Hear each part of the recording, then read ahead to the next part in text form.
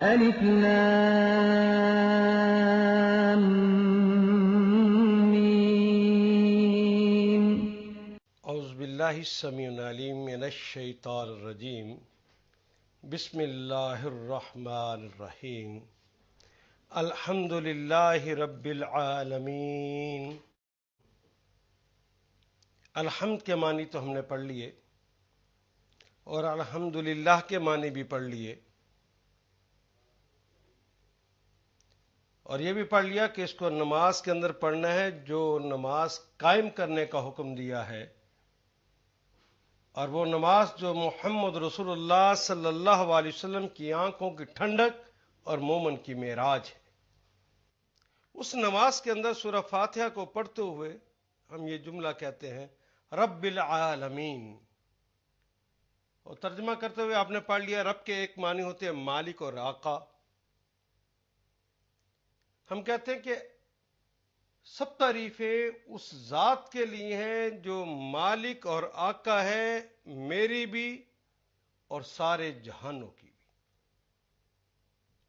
میرا اور میرے رب کا تعلق ایک مالک اور غلام جیسا ہے، ایک آقا اور غلام جیسا ہے۔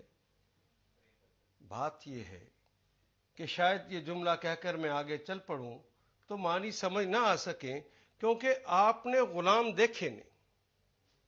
آپ تو جانتے ہیں کوئی مالک ہوتا ہے اور اس کا ملازم ہوتا ہے۔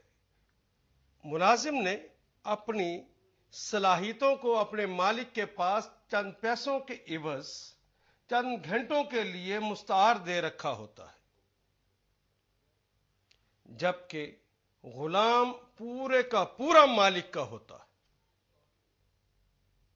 اس کی صرف صلاحیتیں نہیں، سارے کا سارا وہ غلام اپنے مالک اور آقا کا ہوتا ہے، اس کی ملکیت ہوتا ہے، اس کے اندر تصرف کا پورا حق ہوتا ہے، اسے غلام اسے کہتے ہیں۔ میں آپ کو بات جب یہ کہتا ہوں کہ رب العالمین، اسے سمجھانے کے لیے ایک مثال پیش کرتا ہوں۔ آپ کسی صاحب کے پاس ملازمت کے لیے چلے جائیں، وہ مالک کہے کہ میں تمہیں اپنا ملازم تو رکھتا ہوں تمہاری اس درخواست پر، کل صبح 9 بجے میرے آفس میں آنا، آفس میں آ کر یہ اور یہ اور یہ کام کرنا، پھر اس کے بعد دوبارہ میرے آفس میں آنا، میرے کمرے میں آنا اور وہاں پر مجھ سے کچھ انسٹرکشنز لے لینا، پھر کچھ کام تمہیں دوں گا، وہ انسٹرکشنز کے مطابق ان کاموں کو کر لینا، اور جب چھٹی کا وقت ہو تو میرے پاس آنا، میں تمہیں کچھ پیسے دوں گا۔ ان میں سے کچھ پیسے وہ تمہاری اپنی ذات کے لیے ہوں گے، وہ تم رکھ لینا، کچھ میرے اور ملازم ہیں ان کو جا کے وہ پیسے تم بانٹ دینا، جیسے جیسے اور جتنے جتنے میں کہہ دوں اتنے اتنے انہیں دے دینا۔ اگلے دن آپ ملازمت پہ آنے لگے، 9 بج جائیں، آپ کے گھر والے کہہ رہے ہوں کہ اٹھو ملازمت پہ نہیں جانا، اور آپ کے مالک بڑا اچھا ہے، مالک بڑا رحم دل ہے، مالک بڑا عمدہ ہے، مالک مجھ سے بہت محبت کرتا ہے، کوئی نہیں کچھ دیر چلا جاؤں گا۔ دیر کے بعد 9 کا وقت تھا، اب 10-11 بجے گئے، مالک میں حاضر ہوں۔ یہ مالک کے پاس آپ لیٹ پہنچے ہیں، کتنے دن مالک یہ برداشت کرے گا؟ 2 4 6 8 دن 15 دن، عادی ہو جائے گا، ٹھیک ہو جائے گا، وہ موقع دیتا جائے گا۔ وہ کہے کہ یہ کام کریں، آپ کام تو نہ کریں، وہ برداشت کرتا ہے، وہ کہتا ہے اچھا کچھ دنوں تک یہ ٹھیک ہو جائے گا، آپ کام پھر بھی نہ کریں۔ شام کو جب آپ مالک کے پاس جائیں اور مالک آپ کو پیسے دے دے کہ یہ پیسے کچھ تمہارے ہیں، کچھ میرے دوسرے ملازم ہیں، ان کو جا کے اتنے اتنے پیسے دے دینا، اور ان کی تعداد بھی بتا دے، تم نے کتنے رکھنے ہیں وہ بھی بتا دے، آپ وہ پیسے خود رکھ لیں۔ تھوڑے بہت کسی کو بھی دے دیں، سارے کے سارے باقی پیسے خود ہڑپ کر جائیں، مالک کتنے دن آپ کو یہ برداشت کر لے گا اس بے ایمانی کو کرتے ہوئے؟ اس ملازم کو کیا اپنی ملازمت میں رہنے دے گا؟ مہینہ بھر تلاش، فرض کیجئے وہ معاف کرتا ہے، مہینے کے آخر پہ اسے یہ پتا چلے کہ میرے پاس آتا ضرور ہے، مجھ سے پیسے ضرور لے جاتا ہے، خود کھا جاتا ہے، جن کو میں کہتا ہوں ان کو تھوڑا بہت دے کر باقی سارے ہڑپ کر جاتا ہے، لیکن یہ سارا وقت جو ہے فارغ بھی نہیں رہتا، کسی اور کے کام کرتا ہے۔ وہ جو ساتھ دوسری فیکٹری لگی ہوئی ہے، وہ جو مقابل پہ فیکٹری ہے، اس فیکٹری کا کام کرتا ہے، تو کیا مالک اس کو اپنا ملازم رکھے گا یا ملازمت سے نکال دے گا؟ جی بالکل ٹھیک۔ ہم اپنے اللہ کے ملازم نہیں ہیں، ہم اپنے اللہ کے غلام ہیں، ہم اللہ کے پورے غلام ہیں، پورا جسم اس کا ہے، اسی کا عطا ہے، میری صلاحیتیں بھی، میرا مال بھی دراصل اسی کا عطا ہے۔ وہ مالک اور آقا وہ بلا کر کہتا ہے کہ اتنے بجے نماز کے لیے میرے دربار میں آنا، ہم کہتے ہیں اچھا آ جاتا ہوں، ذرا ٹھہر کے آ جاتا ہوں۔ وہ کہتا ہے یہ اور یہ اور یہ اور یہ کام کرو، میں کہتا ہوں کہ میں مصروف ہوں، میں یہ اور یہ اور یہ کام کر رہا ہوں، میں بہانے لگاتا ہوں، نہیں میں اس کام کو کرتا۔ وہ مجھے مال دیتا ہے کہ یہ مال، اس میں سے اتنا مال تو نے اپنے لیے اور اپنی اولاد کے لیے رکھنا ہے، اتنا اپنی غریب بہن اور بھائی کے لیے رکھنا ہے، اتنا مال تم نے اپنے عزیزوں اور رشتہ داروں کے اندر جو مساکین ہیں ان کو دینا ہے، اتنا تمہارے محلے کے اندر جو غریب لوگ ہیں یہ ان کا حصہ ہے۔ وہ سارا حصہ ہم ہڑپ کر جائیں اور مراد ساری کی ساری اس سے لے لیں، صلاحیتیں ساری کی ساری اس سے لے لیں، اور پھر کہیں کہ یہ مال تو میں نے اپنی صلاحیتوں کی بنیاد پر کمایا ہے، اس کے دیے ہوئے مال کے بارے میں، اور اسے آرام سے ہڑپ کر جائیں اور مالک کے کہنے پہ نہ لگائیں، کیا مالک ہمیں اپنا غلام مان لے گا؟ وہ پھر صرف میرا مالک تو نہیں ہے، وہ تو سارے جہانوں کا مالک ہے، سارے جہانوں نے اس کا کہنا ماننا تھا، اور سارے جہان تو مان رہے ہیں، نہ چاند نہ سورج نہ ستارے، کوئی بھی سرتابی نہیں کرتا، سب اطاعت کے اندر لگے ہوئے ہیں، جس کو جو جو کام دیا گیا ہے وہ تسلسل سے کرتا جا رہا ہے۔ اگر سورج کو حکم دیا ہے کہ تم نے حرارت کو بانٹنا ہے، تو اس نے کبھی نہیں کہا جل جل کے تھک گیا ہوں، آج نہیں بانٹ سکتا، میں یہ کام نہیں کر سکتا، کبھی اس نے بہانہ نہیں کیا۔ جس ٹائم پہ سورج کو نکلنا ہے، جس ٹائم پہ اس نے غروب ہونا ہے، جو اس کی طرف سے حکم آ گیا ہے، اس کی سرتابی وہ کرتا ہی نہیں، وہ تو لگے ہوئے ہیں۔ ایک انسان اور جن ہی ایسا غداری کرنے والا مادہ رکھتا ہے کہ یہ شخص، یہ انسان اور جن اپنے مالک کو مالک ماننے کے باوجود اپنے آپ کو اس کا غلام بنانے کو تیار نہیں ہے۔ مالک کی تو اپنی کوئی مرضی نہیں ہوتی، مالک ہی کی تو مرضی چلنی ہے، مالک کے علاوہ تو کسی اور کی مرضی چل ہی نہیں سکتی۔ آپ دیکھیے، امام راضی فرماتے ہیں کہ میں نے غلامی کے معنی ایک غلام سے سیکھے۔ کہتے میں ایک دن پڑھ رہا تھا، سردیوں کے دن تھے، میں نے کوٹ بھی پہن رکھا ہے، اس کے اوپر میں نے ایک کمبل بھی لے رکھا تھا گرم، سردی لگ رہی تھی لیکن کچھ اکتاہٹ ہوئی تو پچھلی کھڑکی کھول کے میں نے کھیتوں کی طرف دیکھا تو وہاں پہ ایک غلام کھیتوں میں کام کر رہا تھا جس نے صرف لنگوٹ باندھ رکھا تھا۔ میں نے اس سے پوچھا، اللہ کے بندے کیا تجھے سردی نہیں لگتی؟ کہنے لگا کہ شیخ میں ایک غلام ہوں۔ تو مجھے بڑا غصہ آیا، میں نے کہا کہ میں نے تجھ سے سوال کیا کیا تجھے سردی نہیں لگتی؟ سوال گندم جواب چنا. میں پوچھتا ہوں سردی نہیں لگتی، تو کہتا میں غلام ہوں. ان کے شیخ محترم، میں نے آپ ہی کی بات کا جواب دیا ہے. میں ایک غلام ہوں. میرے مالک کو پتا ہونا چاہیے کہ مجھے سردی لگتی ہے کہ نہیں. میرا کام تو صرف اتنا ہے کہ اپنے مالک کا حکم آ جائے تو اس کی اطاعت کر لوں. مجھے سردی لگتی ہے یا نہیں لگتی، مجھے کون سے کپڑے دینے ہیں اور کب دینے ہیں، یہ میرے مالک کے سوچنے کا کام ہے، کیونکہ میں اس کا غلام ہوں. غلامی تو اسے کہتے ہیں. اور ہم اپنے عقل کے گھوڑے دوڑانے لگ جاتے ہیں.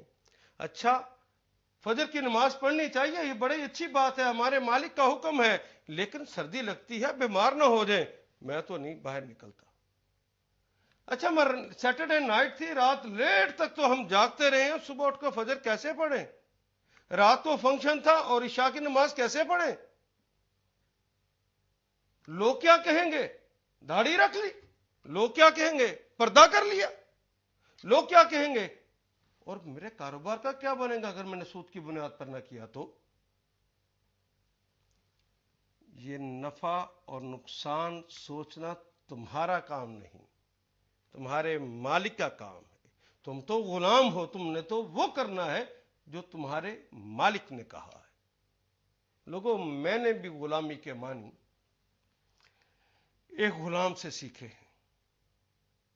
ایاز کا نام یقیناً آپ نے سنا ہوگا. غلامی کے اندر ایک تاجور اسے کہنا چاہیے، وہ تاجور ہے غلامیوں میں. محمود غزنوی کا یہ غلام ایسا اپنے مالک اور آقا کو پیارا تھا کہ باقی سب وزراء جلتے تھے.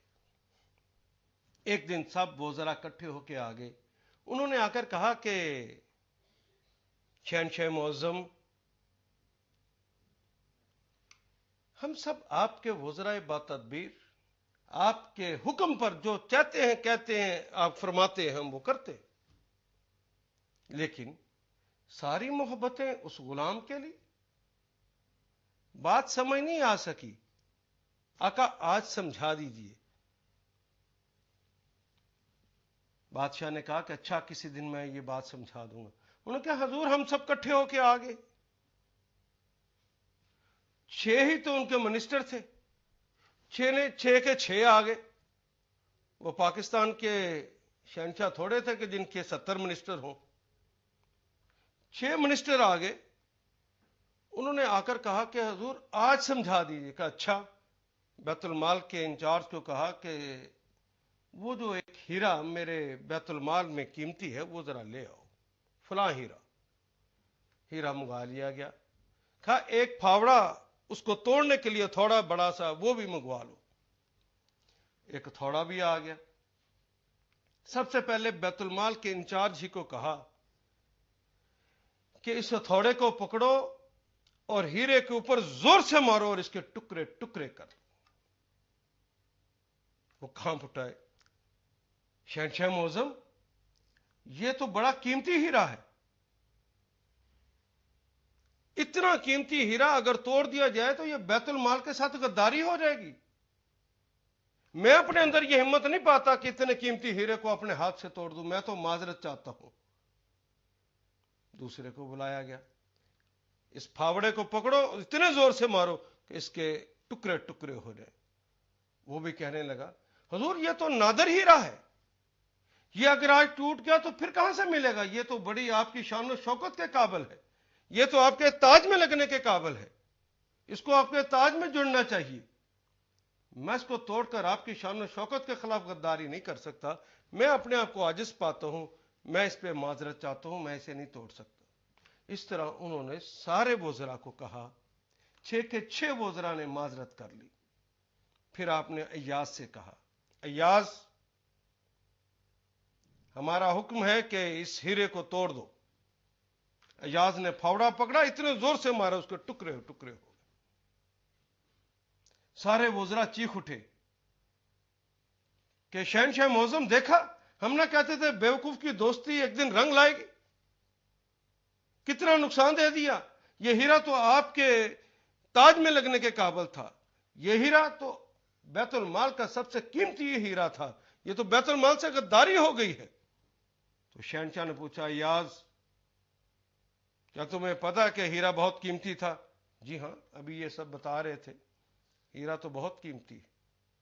کیا تمہیں پتا نہیں کہ یہ میرے تاج میں لگنے کے قابل تھا؟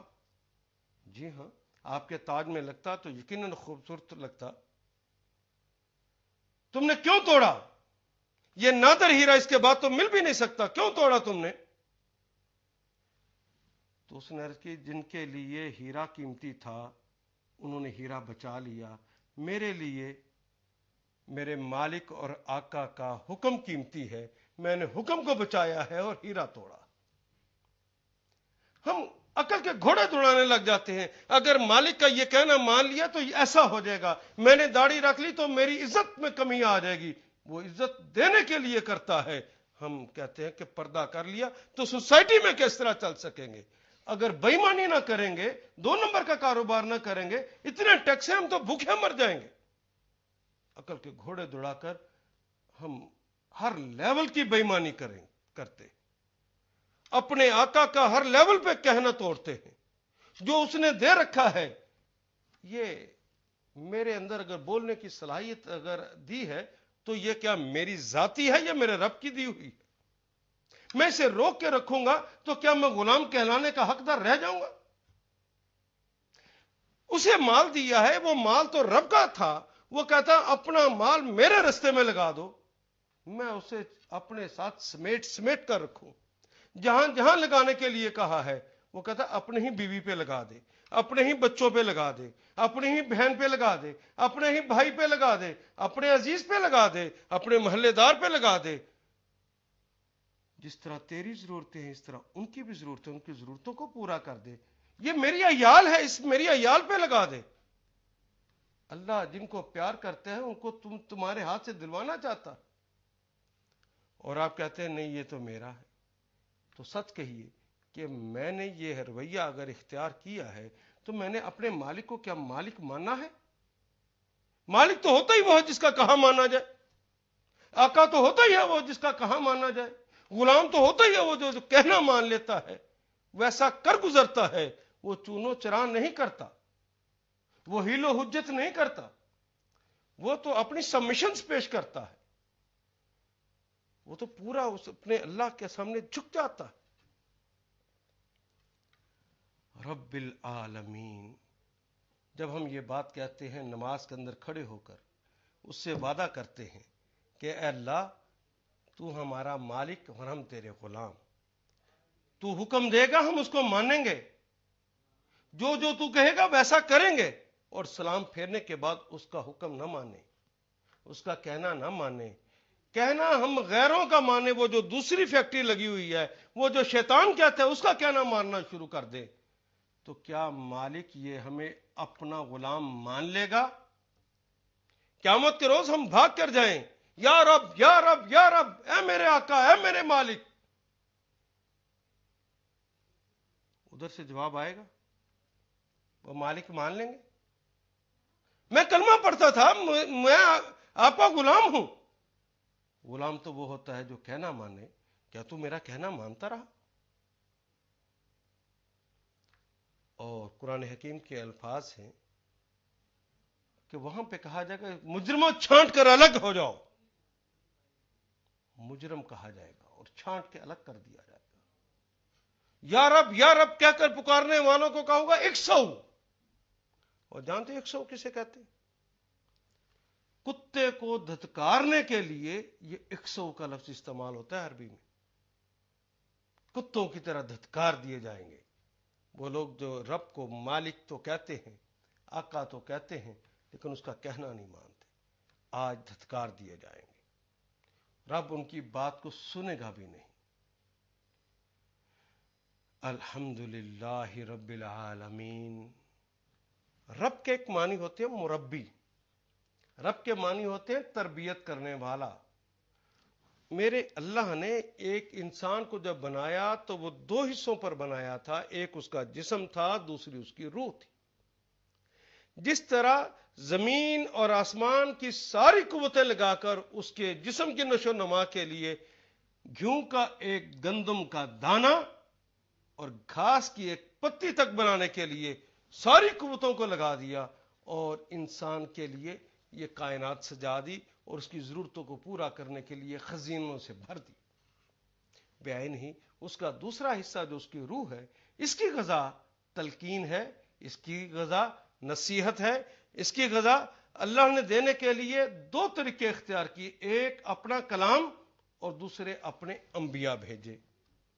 تربیت کے لیے یہ دو ماخذ تھے کہ تم نے اپنی تربیت کرنی ہے، زندگی گزارنے کے طریقے کرینے اور سلیقے سیکھنے ہیں تو ایک کتاب اللہ سے لینا، یہ میرا کلام ہے، اور دوسرے میرا محبوب دنیا میں آیا ہے، یہ بالکل وہی کرتا ہے جو ہم کہتے ہیں، حتیٰ کہ وہ اپنی زبان سے کوئی کلمہ نہیں کہتا جب تک ہم اس پر وحی نہیں کرتے کہ وَمَا يَنطِقُ عَنِ الْهَوَىٰ إِنْ هُوَ إِلَّا وَحْيٌ يُوحَىٰ، وہ وحی ہوتی ہے جو ان پہ نازل ہوتی ہے.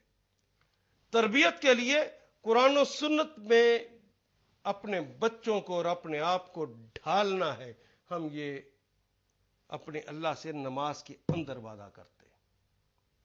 اچھا، خدا لگتی ہے کہ یہ میں اور آپ اپنے بچوں کی تربیت کے لیے قرآن و سنت کے سانچے میں ڈھالنے کی کوشش کرتے ہیں کہ کانوینٹ سکولوں میں جا کر ہم چاہتے ہیں کہ اگر ان سے ان کا دین بھی چھین لیا جائے تو ہمیں کوئی پرواہ نہیں. ہمیں تو یہ چاہیے کہ بہت بڑا بیوروکریٹ بن جائے، بہت بڑا یہ انجینئر بن جائے، بہت بڑا یہ ڈاکٹر بن جائے. ہم نے ڈاکٹر اور انجینئر بنوانے کے لیے، یعنی روزی کمانے کے لیے وہ فن سیکھنے کا ماہر تو ہو جائے، چاہے تربیت اس کی ختم ہو جائے.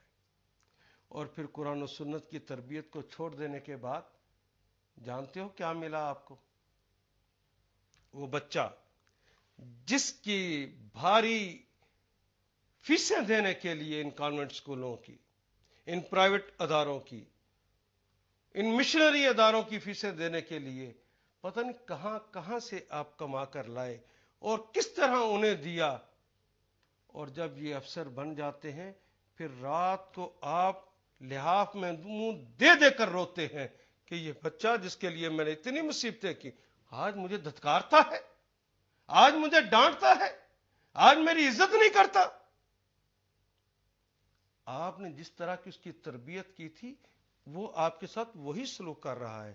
وہ یورپ اور امریکہ کے سلوک کے اندر پلنے والا بچہ کیا ویسا نہ کرے کہ جو اپنے بوڑھے والدین کو وہ بوڑھوں کے ایک گھر کے اندر آرام سے کہتے ہیں تم یہاں رہو، ہمارے گھر آتے ہو، کھانستے ہو اور میرے بچوں کو تم بیمار کرتے ہو، تم بات بات پہ ہمیں سمجھانے کی کوشش کرتے ہو، ہماری زندگی اجیرن کر دیتے ہو، تم ہمارے گھر نہ آیا کرو، وہیں پر رہا کرو. اور وہ کبھی بیمار ہو جائے اور اولڈ ہوم والے اگر کبھی فون کر دیں کہ آپ کے والد بیمار ہیں تو ٹھیک ہے دوائیاں دے دو، ہم اس کا بل دے دیں گے. اور یہ بھی جو اچھا بچہ ہے وہاں کا وہ یہ کرتا ہے، وہ کہتا ہے آپ کے والد والدہ مر گئے، کہتا ہے دفنا دو، اس کا بل آ جائے گا تمہیں. کیا آپ بھی چاہتے ہیں آپ کے ہاں ایسا ہو جائے؟ آپ اپنے بچے کو ڈانٹنے لگے جس طرح وہ کہتے ہیں مام اب مجھے ڈانٹا تو پولیس کو کال کر لوں گا. آپ بھی چاہتے ہیں کہ پولیس کو کال کر لیا جائے؟ یہ تربیت آپ دینا چاہتے ہیں؟ ان بچوں کی تربیت کرنا کیا تم پہ فرض نہیں؟ اے ماں اور اے باپ سن، تو اپنے رب کا غلام ہے اور وہ رب تیرا مربی ہے. جو تربیت کا طریقہ اس نے سکھایا ہے وہی اپنے بچے کو سکھا. یورپ کی تہذیب سکھائے گا، یورپ کی تربیت اسے ادا کرے گا تو تیری زندگی بھی اجیرن کر دے گا اور آخرت میں بھی تیرا رب تجھ سے پوچھے گا کہ میں نے امت محمد تیری گود میں رکھی تھی، اے استاد تیری کلاس کے اندر امت محمد آئی تھی، کیا تربیت تو نے میرے اور میرے رسول کے کہنے پر کی تھی کہ غیروں کے کہنے پر کی تھی؟ کس کو مربی مانتا رہا ہے؟ نماز کے اندر تو اللہ کو کہے کہ وہ مربی ہے، وہ تربیت کرنے والا ہے، اور سلام پھیرنے کے بعد تربیت کبھی اپنے خاندان کے اصولوں پر، کبھی دنیا کے رسم اور رواج کے مطابق، کبھی غیروں کو خوش کرنے کے لیے، اور محمد رسول اللہ کی تربیت کے خلاف تم تیار کر رہے ہو بچوں کو۔ میں پوچھتا ہوں آپ کی نماز ہو جائے گی؟ آپ کی نماز قائم ہو گئی؟ نماز تو بڑی دور کی بات، پوچھتا ہوں ایمان بچ گیا؟ رب کے ایک معنی ہوتے ہیں پرورش کرنے والا۔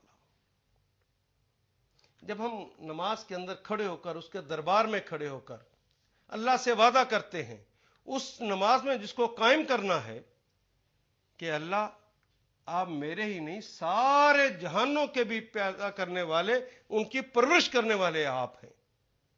اللہ پرورش کرتا ہے، اللہ پالن ہار ہے، یہ آپ مانتے، میرا ہی نہیں سارے جہانوں کا۔ خدا لگتی کہیے کہ جو آدمی رشوت لیتا ہے کیوں لے رہا ہے؟ وہ جو 2 نمبر کاروبار کرتا ہے کیوں کر رہا ہے؟ یار بچوں کو پالنا ہے، میرا تو کوئی مسئلہ نہیں، بچوں کی فیسیں دینی ہے، بچوں کی تربیت، وہ بچوں کو کھانے کے لیے اچھی غذا دینے کے لیے میں ذرا 2 نمبر کا کاروبار کرتا ہوں، اچھی رہائش دینے کے لیے کرتا ہوں۔ گویا ان کو پالنا تیرا اللہ نہیں پالتا، اسے تو پالتا ہے۔ پالن والا تو کہتا ہے میں پالتا ہوں، ان کا رزق میرے ذمہ ہے۔ وما من دابۃ الا علی اللہ رزقھا، دنیا میں کوئی زیرو ایسی نہیں جس کا رزق اللہ کے ذمہ نہ ہو۔ اور انسان کہتا ہے یہ تو میرے ذمہ ہے، یہ تو میں نے پالنی ہے اولاد۔ ہاں، اس اولاد کو پالنے کی ذمہ داری تجھے دی گئی ہے، تجھے ڈیوٹی دی گئی ہے کرنے، لیکن یہ سارا کام تو نے نہیں کرنا، تو نے تو اپنی صرف ڈیوٹی سر انجام دینی ہے، اس کے اندر برکت ڈالنا اور تیرے بچوں کے لیے غذا کے لیے مواقع دینا تیرے بس میں ہے۔ تو کہتا ہے میں مزدوری کر لوں گا، وہ طاقت ہی نہ دے تو مزدوری کہاں سے کرے گا؟ میں اپنی ذہانت کے ساتھ پیسے کما لوں گا، وہ ذہنی نہ دے تو کیسے کما لو گے؟ وہ مواقع ہی نہ دے تو کیسے کما لو؟ کتنے لوگ ہیں جو اپنا جسم بھی پورا رکھتے ہیں اور جو آزمائش کے اندر پڑ گئے ہیں وہ ذہانت بھی پوری رکھتے ہیں، انہیں موقع ہی نہیں ملتا کہ کہیں پر وہ اپنی سروس بھی ڈھونڈ لیں۔ یہ رزق تو سارا کس کے پاس ہے؟ اس کا مالک کون ہے؟ وہ دعویٰ کرتا ہے میں پالتا ہوں۔ اگر انسان کی اپنی کاوش کے بس میں ہوتا کہ وہ اپنے لیے رزق تلاش کر سکے، تو میں پوچھتا ہوں کہ بھوری بازار اور انارکلی میں بیٹھا ہوا وہ جس کی رالیں ٹپتی ہیں وہ کروڑوں میں کیوں کھیلتا؟ اور وہ جو ذہین اور فتین ہے، وہ جو سب کچھ کر گزرنے کی صلاحیت بھی رکھتا ہے، وہ اپنے اندر قوت بھی رکھتا ہے، وہ اپنے بچوں کو پالنے کے لیے ترستا کیوں ہے؟ یہ تو کبھی دے کر آزماتا ہے، وہ کبھی چھین کر آزماتا ہے، یہ تو اس کی آزمائش کے سلسلے ہیں، لیکن دینے والی ہستی تو وہ ہے۔ جب اس سے اعتماد اٹھ جاتا ہے تو پھر انسان یہ رویہ اختیار کرتا ہے کہ میں، دیکھیں وہ پالنے والا کیا زبردست ہے کہ جب انسان کو پالتا ہے، دنیا میں لاتا ہی ہے، بلکہ میں اس کا آغاز یوں کرتا ہوں، جب انسان ماں کے پیٹ میں آتا ہے، اس پیٹ میں ابھی وہ نطفہ سے وہ لوتھڑا جب بنتا ہے، پھر اس کے اندر 4 ماہ کے بعد جب روح پھونک دی جاتی ہے، یہ بڑھتا کیسے؟ کہاں سے غذا لا کے باپ نے دی ہے؟ کہاں سے ماں نے اسے غذا لا کے دی ہے؟ وہ خوراک اسے کہاں سے مل رہی ہے؟ اللہ نے اندر ہی سے نالیاں لگا دی ہیں، وہاں وہ خوراک پہنچائی ہے جو خوراک آج اس بچے کی ضرورت تھی۔ اگر اس کو ذرا سخت غذا دے دی جائے تو وہ نہ پل سکے وہاں پر۔ پرورش کرنے والے کو پتا ہے کہ یہاں پہ کون سی غذا دینی، اور جب یہ یہاں پہ غذا دے لیتا ہے، یہ بڑا ہونا شروع ہو جاتا ہے، اس کے جسم سے کے اندر سے، ماں کے جسم کے اندر سے 32 نالیاں لگتی ہیں جو اس کے جسم کے سارے اعضاء کو تقویت پہنچاتی، اور اس طرح وہ مکمل جب بڑا ہو کر دنیا میں آ جاتا ہے تو یہ دنیا میں آ جانے کے بعد اس کو ایک خاص غذا کی ضرورت ہے. پہلی غذا کی ضرورت نہیں، وہ نالیاں ختم ہو گئی ہیں، اب نئی غذا دینی ہے. اور نئی غذا جو اس کی ضرورت ہے وہ ماں کے چھاتی سے اسے ملتی. اور ایک جملہ آپ نے سنا ہوگا، مائیں کہتی ہیں، پنجابی میں بھی کہتی ہیں، میں تنوں 32 تارا نہیں بخشاں گی. جانتے یہ 32 دھاریں کیا ہے؟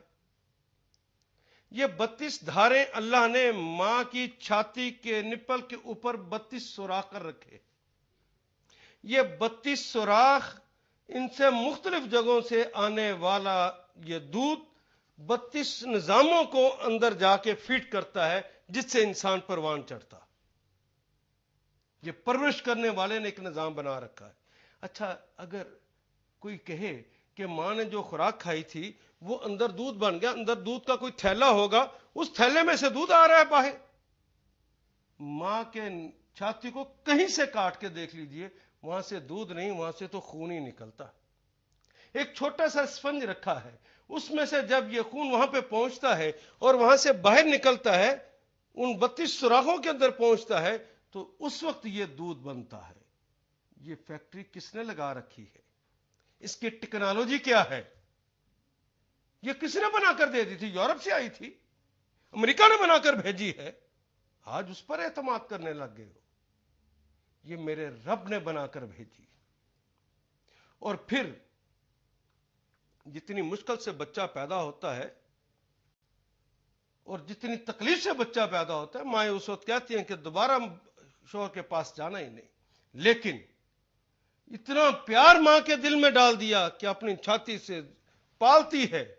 اور آپ جانتے ہیں کہ اگر وہ ماں کا دودھ نہ پیے جائے اور باہر کے سارے دودھ بھی پی لیے جائیں تو بچہ ویسا صحت مند ہو ہی نہیں سکتا، اور اس کے اندر بیماریوں سے دفاع کا وہ نظام بن ہی نہیں سکتا جو ماں کے دودھ کے پینے کی وجہ سے بنتا. پوری سائنس لڑا کے دیکھ لی. میرے اللہ کا بنایا ہوا یہ نظام، اس نے پرورش کرنے کا طریقہ سکھایا ہے. اس نے اپنے اندر خود انسان کے اندر یہ نظام بنا دیا. کوئی اور ایسا نظام بنا سکتا ہے تو اس کو نام بتا دیجیے کہ وہ پرورش کرنے والا ہم اسے مان لیں. پھر یہ پیار کرنے والا ماں اور باپ بچے کے مانگنے سے پہلے ایسا نظام بنا دیا، بچے کو ادھر بھوک لگتی ہے، ماں کو احساس ہو جاتا ہے کہ میرے بچے کو بھوک لگی. یہ احساس کس نے اندر پیدا کر دیا؟ یہ اندر الارم کون بجاتا ہے؟ جو بجاتا ہے اس کا نام پرورش کرنے والا ہے.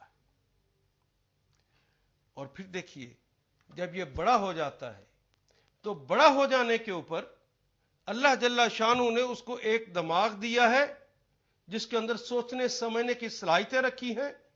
اس کو خوراک تلاش کرنے کے لیے 2 ہاتھ 2 پاؤں اور ریڑھ کی ہڈی کی بنیاد پر ایک خوبصورت جسم عطا کیا ہے جس کے اندر تلاش کرنے کی پوری صلاحیت موجود ہے. اور کہا کہ میں نے تیری خوراک کو خیابہ میں چھپا دیا ہے، اس چھپی ہوئی چیز کو اب تلاش کر، دماغ کو بھی استعمال کر، ہاتھوں کو بھی استعمال کر، جسم کو بھی استعمال کر. یہ استعمال کرے گا تو تیری خوراک نکل آئے گی.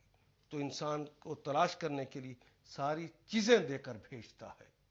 میرا اللہ جو اس قدر اہتمام کرتا ہے، اس کے بارے میں کوئی سوچے کہ جناب وہ نہیں پرورش کرتا، پرورش میرا کرنے والا کوئی اور ہے. اور کوئی کہے جناب اگر تم نے پاکستان میں اللہ کے دین کا نفاذ کیا تو ہم سینکشنز لگا دیں گے، تمہیں بھوکا مار دیں گے. خدا لگتی کہیے کوئی بھوکا مار سکتا ہے؟ میرا اللہ پرورش کرنے والا ہو تو کوئی بھوکا مار دے؟ کہاں چلا گیا وہ ایمان؟ نوائے وقت میں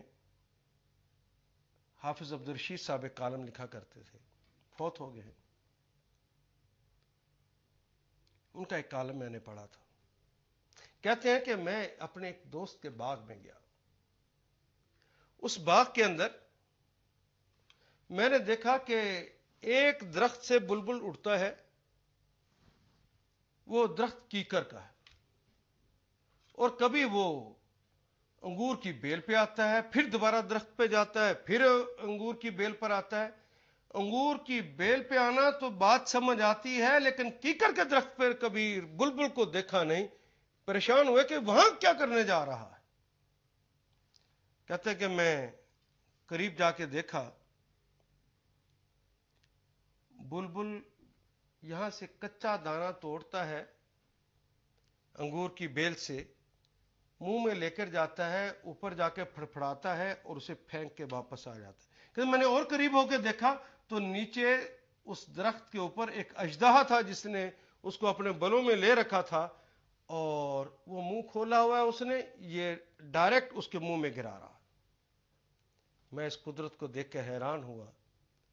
قریب جا کے دیکھا تو اس کے بڑے بڑے کانٹے اژدہا کے جسم کے اندر پیوست ہو چکے۔ وہ اوپر جانا چاہے یا نیچے آنا چاہے تو وہ اس کا جسم چرتا ہے۔ کہتے میں نے ایک ویٹرنری ڈاکٹر سے پوچھا کہ یہ کیا ماجرا ہے؟ کہنے لگے کہ اللہ نے اس کی پرورش کا چونکہ انتظام کرنا تھا، اس کا اہتمام کرنا تھا، اس انتظام کے لیے جب یہ کانٹے جسم کے اندر پیوست ہو گئے ہیں، اس کا جسم زخمی ہو گیا ہے۔ جب سانپ زخمی ہو جائے تو براؤن چونٹیاں اسے کھا جاتی ہیں اور اسے مار دیتی ہیں۔ اللہ نے ابھی اس کی زندگی رکھی ہوئی ہے، اس کو اس نے براؤن چونٹیوں سے بھی بچانا ہے اور اس کے خوراک کا اہتمام بھی کرنا ہے۔ یہ جو چھوٹا انگور ہے، جب یہ سانپ کے منہ میں جاتا ہے تو سانپ اسے نگل لیتا ہے، تو اس کے خون کے اندر جب شامل ہو تو ایک خاص خوشبو پیدا ہوتی ہے جو خون میں شامل ہو گئی ہے، جس کی وجہ سے یہ براؤن کیڑیاں اس کے قریب نہیں جائیں گی۔ اس نے اس وقت تک وہاں پہ رہنا ہے، اس سانپ نے، جب تک نیا موسم نہیں آتا۔ یہ جو سخت کانٹے ہیں، ان کے نیچے سے، ان کے بٹ سے نئے کانٹے نہیں نکلتے۔ وہ جب نئے نکلیں گے تو وہ سبز ہوں گے اور پہلوں کو دھکیل دیں گے۔ جب یہ دھکیلنے کے بعد یہ گر جائیں گے تو اس وقت یہ آزاد ہوگا، تو پھر یہ نکل سکے گا۔ اس وقت تک چونکہ اس کی زندگی باقی ہے، اس کی خوراک کا بھی اللہ نے اہتمام کر رکھا ہے۔ اور جو سانپ کے لیے، اس اژدہا کے لیے اس قدر اہتمام کرتا ہے، لوگوں کیا میرے اور آپ کے لیے نہیں کرے گا؟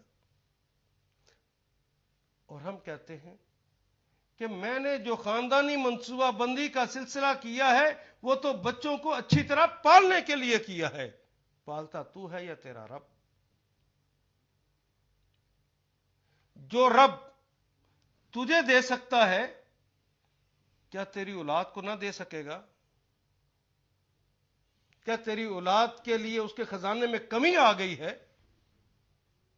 تیری اولاد کو نہ پال سکے گا؟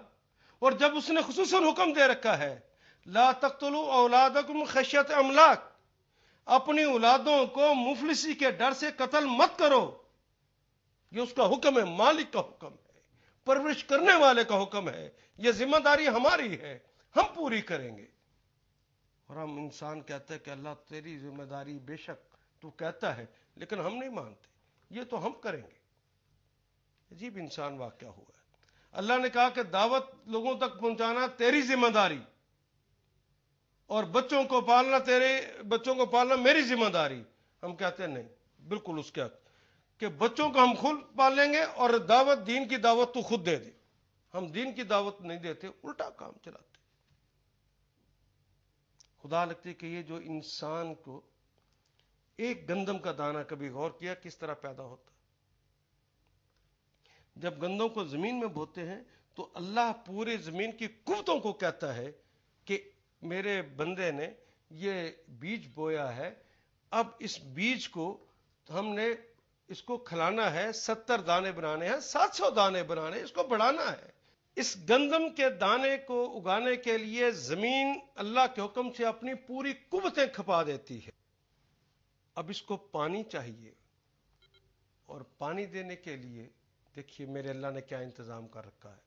اس جگہ اگر پانی نہیں ہے تو جس جگہ پانی موجود ہے، اپنے سورج کو کہتا ہے کہ سورج میرے بندے نے فلاں جگہ پر بیج لگایا ہے، اس کو پانی چاہیے، اپنی تمازت کے ساتھ وہاں سے بھاپ کو اٹھا، پانی کو اٹھا، اور اپنے فرشتوں کو حکم دیتا ہے یہ پانی بھاری ہو گیا ہے، اس کے اندر پانی بھاری ہو کے اسے میں نے فلاں جگہ پہنچانا ہے۔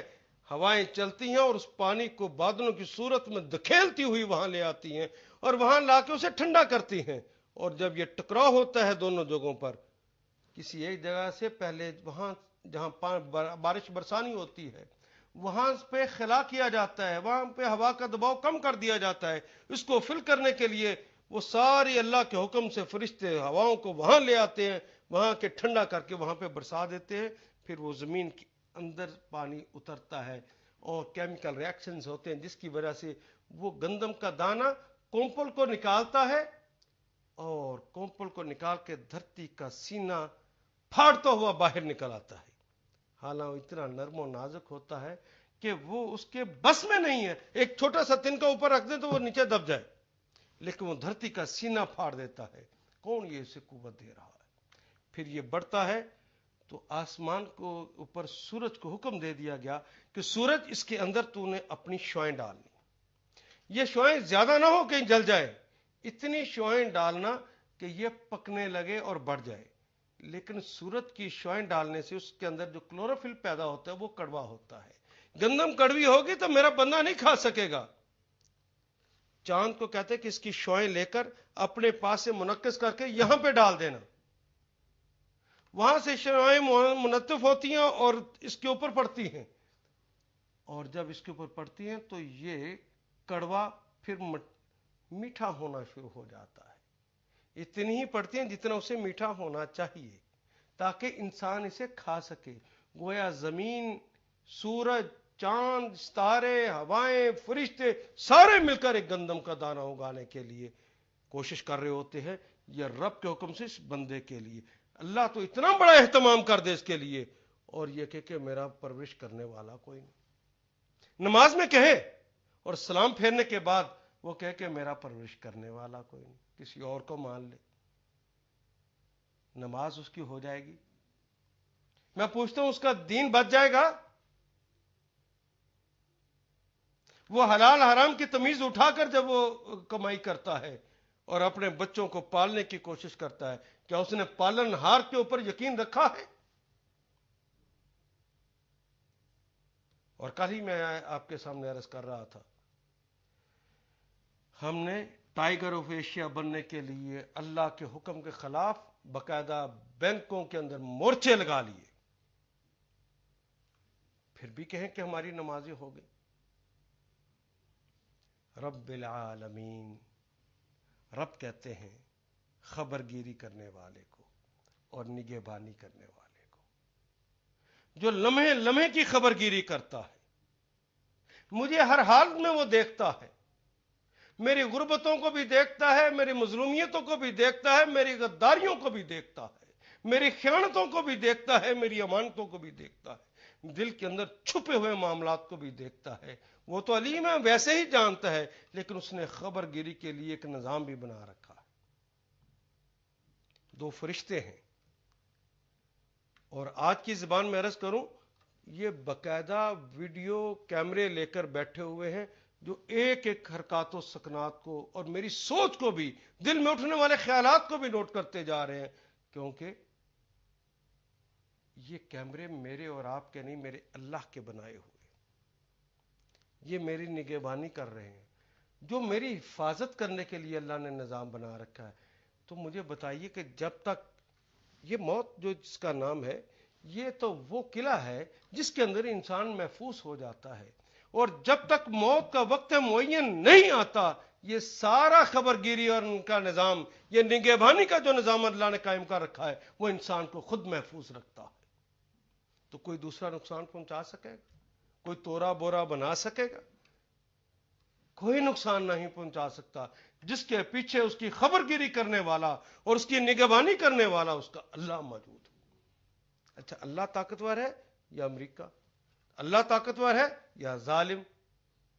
اس کی کیا حیثیت ہے؟ تیسرے معنی ہم نے پڑھے تھے فرماروا، हाकिम, मुदब्बिर और मुंतजिम। अगर वो फरमा रवा है तो मेरे ऊपर हुक्म किसका चलना चाहिए?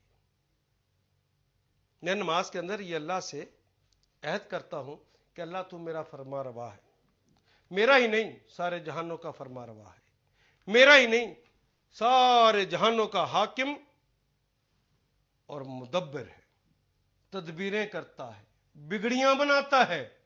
ये सारी बिगड़ियां अल्लाह आप बनाते हैं, आपके अलावा कोई नहीं है जो बना सके। ये हम अल्लाह से वादा करते हैं। और मुंतजिम भी है, वो सारे इंतजामात भी मेरे उसने अपने हाथ में ले रखे। ये नमाज के अंदर अब देखिए, मैंने जिस तरह कहा है कि सूरज अपने टाइम पे निकलता है, ये इंतजाम किसने कर रखा है?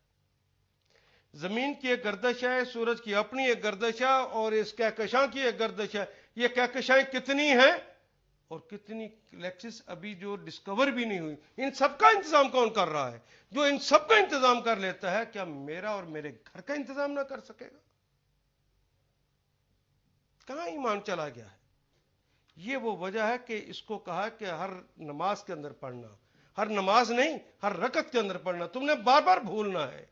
कभी किसी को मुरब्बी समझोगे, कभी किसी को मालिक और आका कहोगे, कभी किसी को पालनहार कहोगे, कभी किसी को खबरगिरी करने वाला कहोगे।